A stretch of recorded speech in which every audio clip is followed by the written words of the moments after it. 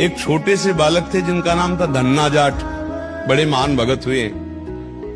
उनको परिवार की मां ले गई कथा सुनाने, तो कथा में कह रहे थे बिना भगवान का भोग लगाए जो खाता है वो पाप खाता है, भगवान की सेवा करनी चाहिए।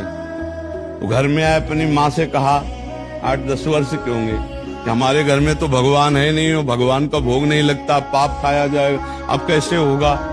तो कथा का आखिरी दिन था, तो पंडित जी के पास गए, कहा कथा आपने सुनाया कि बिना भगवान का भोग लगाए नहीं खाना चाहिए, भगवान हमारे यहाँ तो भगवान है नहीं, तो आप भगवान दे दो। तो उन्होंने देखा कि बच्चा है, तो उन्होंने कहा देखो कथा समाप्त होगी तब भगवान दे देंगे। अब वो दूसरे दिन जब जाने लगे तो उनके पीछे चले, भगवान दे दो गुरुजी आप कह रहे थे।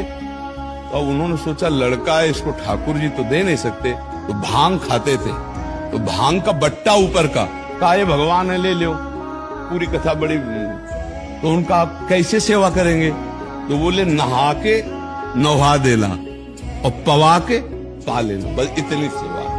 ओ इतने खुशी हो, देखो विश्वास है क्या, भांग का बट्टा, इतने खुशी हो गए कि मुझे ठाकुर जी मिल गए, मुझे भगवान मिल गए।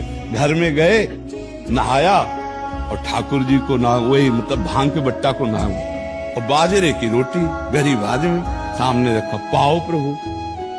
वहां प्रभु कहाँ, एक दिन हो गया, तो उन्होंने सोचा हमारे पास कुछ है नहीं, लगता पंडित जी के पास खीर पुआ सब सामग्री थी तो ठाकुर जी पाते, वो बिल्कुल ठाकुर जी मान रहे। दूसरा दिन हुआ फिर वही बाजरा, तीसरा दिन हुआ फिर वही बाजरे की रोटी।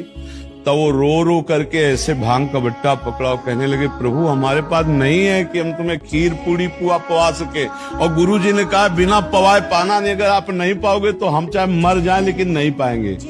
उसी समय श्री कृष्ण प्रकट हो गए, क्योंकि भगवान तो सर्वत्र है ना।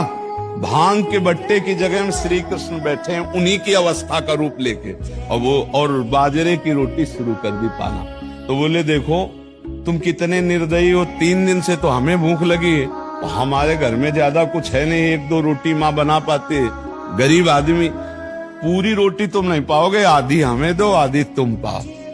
भगवान ने, और फिर जो लीला का विस्तार हुआ कि धन्ना सेठ हो गए, अपार वैभव।